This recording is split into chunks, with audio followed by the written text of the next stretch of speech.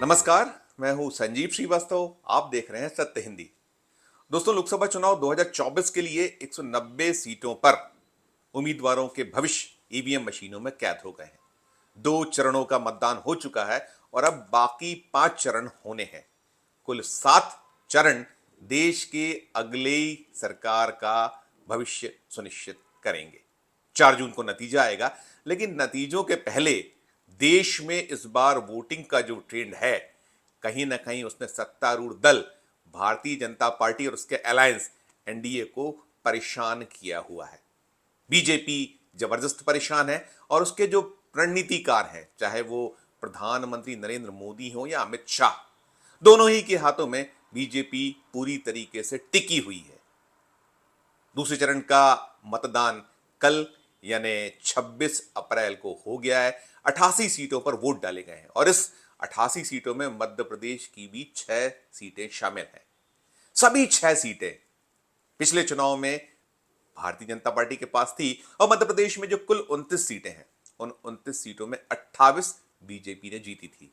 इस बार मध्य प्रदेश में भारतीय जनता पार्टी का मिशन 29 है, लक्ष्य सभी 29 सीटें हैं और उसी के लिए तमाम प्रयास किए जा रहे हैं। लेकिन जैसा देश का ट्रेंड है, वोट का जो परसेंट है देश भर में, चाहे वो पहला चरण हो या फिर दूसरा चरण, वोट उतनी जो उम्मीद है उसके अनुरूप नहीं डल रहे हैं। खासकर प्रधानमंत्री नरेंद्र मोदी बार बार अपने जो कार्यकर्ता है उनसे अपील करते चले आ रहे थे कि प्रत्येक मतदान केंद्र पर 370 वोट बढ़ाना है। पहला चरण जो हुआ उसमें निकल कर आया कि ना तो मतदाताओं ने वैसा उत्साह दिखाया और ना ही बीजेपी के देव दुर्लभ कार्यकर्ता उस उत्साह में है।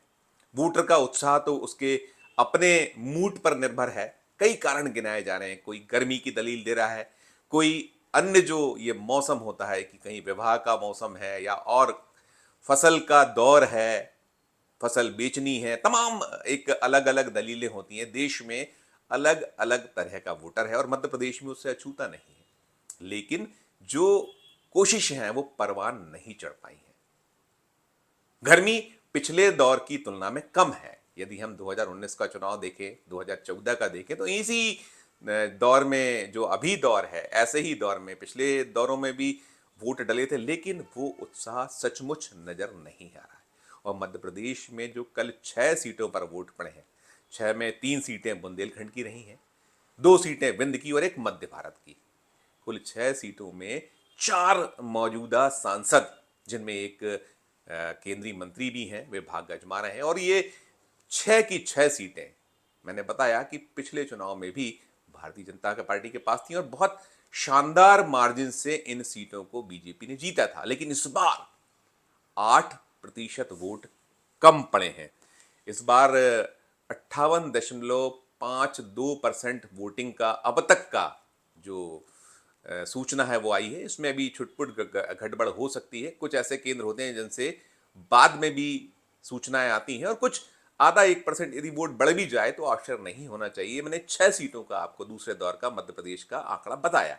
अगर इसको मोटे तौर पे 59% भी माने तो पिछले चुनाव में जो 2019 का चुनाव था उसमें 67% मतदान हुआ था। यानी आप उसको अंदाज लगा सकते हैं कि 8% के करीब वोट कम पड़े हैं। और सबसे खास बात यह है कि 11% महिलाओं ने वोट कम किया है। अगर हम 2019 से तुलना करें तो कहीं ना कहीं जो भारतीय जनता पार्टी का हार्डकोर वोटरों में शुमार होती है, महिला जो वोट है, जबरदस्त उस पर फोकस्ड बीजेपी का होता है, लेकिन वो नहीं हो पाया। तो बीजेपी के रणनीतिकार, बीजेपी के पैरोकार और संगठन भी मध्य प्रदेश का काफी चिंतित नजर आ रहा है। क्या कुछ परिणाम होंगे, इसकी समीक्षाएं हो रही हैं कि वोट यदि कम हुआ है तो किसका कम हुआ है, किसे नफा होने जा रहा है, किसे नुकसान होने जा रहा है, ये तो 4 जून को सामने आएगा।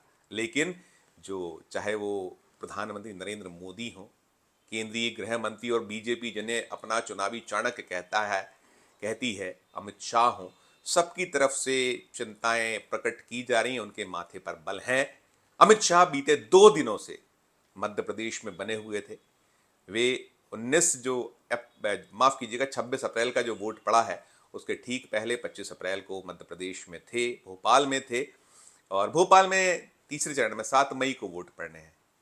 अभी जो वोट पड़ा है 12 सीटों पर पड़ा है, 17 सीटों पर वोट पड़ना, और 17 बहुत अहम सीटें हैं। कई स्टार जो सीटें हैं हम उसे कह सकते हैं जिन पर देश की निगाहें, चाहे वो राजगढ़ हो जहां से दिग्विजय सिंह चुनाव मैदान में है, मध्य प्रदेश के पूर्व मुख्यमंत्री, उधर गुना शिवपुरी हो जहां से ज्योतिरादित्य सिंधिया चुनाव मैदान में, और या फिर विदिशा हो जहां से शिवराज सिंह चौहान मध्य प्रदेश के पूर्व मुख्यमंत्री और बीजेपी के कद्दावर नेता भाग्य आजमा रहे हैं। ऐसी कई और सीटें हैं, ये उदाहरण थे 3 सीटों का। तो इन सीटों पर जो बचा हुआ मतदान है, अभी 2 चरण होने हैं मध्य प्रदेश में, 8-8 सीटों पर वोट डालने थे, लेकिन अब जो तीसरा चरण है 7 मई का, उसमें 9 सीटें हो गई, क्योंकि जो कल का वोटिंग हुआ है उसमें बैतूल सीट का जो मतदान है उसे आगे बढ़ाया गया। वहां एक जो प्रत्याशी थे बहुजन समाज पार्टी की, उनकी मृत्यु हो गई थी, तो उनके मृत्यु के चलते नए सिरे से बसपा का नामांकन कराना पड़ा है इलेक्शन कमीशन ऑफ इंडिया को। तो वहां उस जो मतदान की तारीख को 7 मई कर दिया गया। तो 9 सीटें 7 मई को, और उसके बाद अगला जो लास्ट चरण मध्य प्रदेश में होगा उसमें बची हुई सीटें, कुल 17 सीटें हैं। तो जो बीजेपी के, जिन्हें बीजेपी चाणक्य कहती है, अमित शाह ने बीते 2 दिनों में जो मध्य प्रदेश में उनका डेरा था, उन्होंने प्रचार भी किया। राजगढ़ वे प्रचार के लिए गए थे, गुना शिवपुरी गए थे, सभाएं ली हैं, और परसों रात यानी 25 अप्रैल की रात उन्होंने भारतीय जनता पार्टी संगठन और जो प्रमुख लीडरान हैं मध्य प्रदेश में, बैठक ली है। उन्होंने कहीं ना कहीं क्लास ली है, हम ऐसा कह सकते हैं। जो सूत्रों से खबर निकल कर आई, उन्होंने बड़ा एक नाराजगी प्रकट की है कि ये हो क्या रहा है। जब साफ निर्देश हैं तो कहाँ है वो विधायक, कहाँ है पार्टी के अन्य जो जिनके ऊपर दायित्व है, जिम्मेदारी है, चाहे वो कार्यकर्ता हो, चाहे नेता हो, चाहे पदाधिकारियों, हैं कहाँ वो? क्यों वोट प्रतिशत कम हो रहा है? परसों रात में उन्होंने बैठक ली थी, उसके बाद जब कल वोट पड़े तो 8% मतों का गिरना पिछले चुनाव की तुलना में निश्चित तौर पर यह बतला या जतला रहा है कि बीजेपी के जो खेवन हार हैं, मोदी शाह, मोदी ने अभी हाल में मध्य प्रदेश में बीते सप्ताह में अलग अलग 2 चरण में 2 बार वे आए हैं। वैसे तो कुल मिला के वे 5 बार 6 बार मध्य प्रदेश आ चुके हैं, और ये जो दूसरे दौर का जो वोटिंग हुआ इसके ठीक पहले वो 2 चरणों में मध्य प्रदेश में थे। मध्य प्रदेश में उन्होंने जो प्रचार किया उसमें अपील करते नजर आए कि वोटर हर सूरत में वोट देने निकले, और यही अपील सभी कर रहे हैं। वो कांग्रेसियों की ओर से भी हो रही है, जो उनके स्टार प्रचारक हैं, या बीजेपी के जो स्टार प्रचारक हैं, या प्रत्याशी हैं, और अन्य लोग जो मैदान में हैं, वे सब अपील कर रहे हैं। लेकिन वोटर अभी निकल नहीं रहा है, वोटर खामोश है, चुप है। उसकी चुप्पी क्या है, क्यों है, इसका खुलासा तो 4 जून को होगा कि वो जो जितनों ने भी वोट किया है वो किस दिशा में इस चुनाव को लेकर गए हैं या जाने वाले हैं, वो सब निकलेगा। 4 जून को भी 5% बचे। तो अमित शाह ने जो भोपाल में परसों संगठन की बैठक ली थी, उसमें बिल्कुल 2 टूक कह दिया था कि सबका हिसाब किताब देखा जा रहा है, चाहे वो विधायक हों, चाहे वो पदाधिकारी हों, कार्यकर्ता हों, सबका आकलन नेतृत्व कर रहा है, और नेतृत्व वक्त आने पर फैसला लेगा। एक तरीके से घुड़की थी उनकी वो। और फिर जब कल उन्होंने 2, चाहे वो गुना शिवपुरी और चाहे राजगढ़, उसके प्रचार के बाद लौटे, तो फिर उन्होंने संघ जो प्रदेश के बीजेपी के खेवनहारे मुख्यमंत्री हों, चाहे या फिर संगठन के नेता हों, सबको 2 टूक कह दिया है कि बता दीजिए विधायकों को कि उनकी सुप्तता, उनकी उदासीनता बर्दाश्त नहीं की जाएगी। सबका आकलन हो रहा है, अच्छा जो परफॉर्म करेंगे उन विधायकों को मंत्री पद से नवाजा जाएगा, और यदि मंत्री अपने मिशन में फेल होते हैं तो उनका मंत्री पद चला जाएगा, ले लिया जाएगा। ये चेतावनी बिल्कुल स्पष्ट कर रही है कि कितनी बेचैनी, कितनी चिंताएं नेतृत्व को सताए हुए है बीते 2 दिनों में, चाहे वो परसों रात हो और चाहे कल रात हो, यानी कि गुरुवार की रात और शुक्रवार की रात, शुक्रवार की शाम। अमित शाह ने मध्य प्रदेश में जो संदेश दिया, ये संदेश केवल मध्य प्रदेश तक सीमित हम नहीं मान सकते। ये संदेश देश भर में भारतीय जनता पार्टी के जितने भी देव दुर्लभ कार्यकर्ता हों, पदाधिकारी हों, या सरकारें जहां जहां हैं वहां के जो नेतृत्व करता है उनके लिए भी है कि जो कहीं वोट का प्रतिशत गिर रहा है, हम कह सकते हैं, ऐसे भी देख सकते हैं कि अमित शाह ने ब्रह्मास्त्र चला दिया है। अब वक्त नहीं है, अब तो आर पार की लड़ाई है। अभी नहीं तो चले गए आप। जो निकल कर आ रहा है। कहीं जो वोटरों की उदासीनता, वोटरों का जो एक उस तरीके का रुझान नहीं रहा है जो चाहे 2014 हो चाहे 2019 हो। 2019 में तो बम्बार्ड वोटिंग हुई थी, बम्पर वोटिंग हुई थी। मध्य प्रदेश में बहुत बड़ी बड़ी जीतें हुई थी। जैसा मैंने कहा कि जो ये 6 सीटें हैं, इन 6 सीटों में एक सीट करीब 2.25 लाख से जीती गई थी। 3 सीटें ऐसी थी जो 3.25 लाख से लेकर और 3.5 लाख के आसपास तक जीत दर्ज की थी। एक सीट खजुराहो, जहां से बीजेपी के प्रदेश अध्यक्ष विष्णुदत्त शर्मा मैदान में, उस सीट को लगभग 5 लाख वोटों से जीता था। और होशंगाबाद सीट का नतीजा तो 5.5 लाख के अंतर से भारतीय जनता पार्टी के पक्ष में गया था। तो हम इसे ऐसा देख सकते हैं कि अभी जो गिरावट है, 8% की गिरावट है या 11% महिलाएं कम निकली, बावजूद इसके चूंकि इतना भारी अंतर रहा है। पिछले जो 2019 के चुनाव हुए थे, 2019 में बहुत बड़ी संख्या में ऐसी ही जीत दर्ज हुई थी, जहां कोई भी सीट एक छिंदवाड़ा हारी थी, बाकी 28 सीटें जो भारतीय जनता पार्टी जीती थी वो लगभग लगभग एकाध कहीं अपवाद हो तो हो, बाकी 6 अंकों के अंतर से। और 6 अंक भी ऐसे कि बहुत ऊपर तक गया था। बहुत सारी सीटों पर 5 लाख, 5.5 लाख के आसपास का अंतर रहा था, और 3 लाख, 3.5 लाख, 4 लाख ऐसी अंतर वाली बहुतरी सीटें थी। तो बीजेपी को मध्य प्रदेश में उस तरह का थ्रेट नहीं हम कह सकते।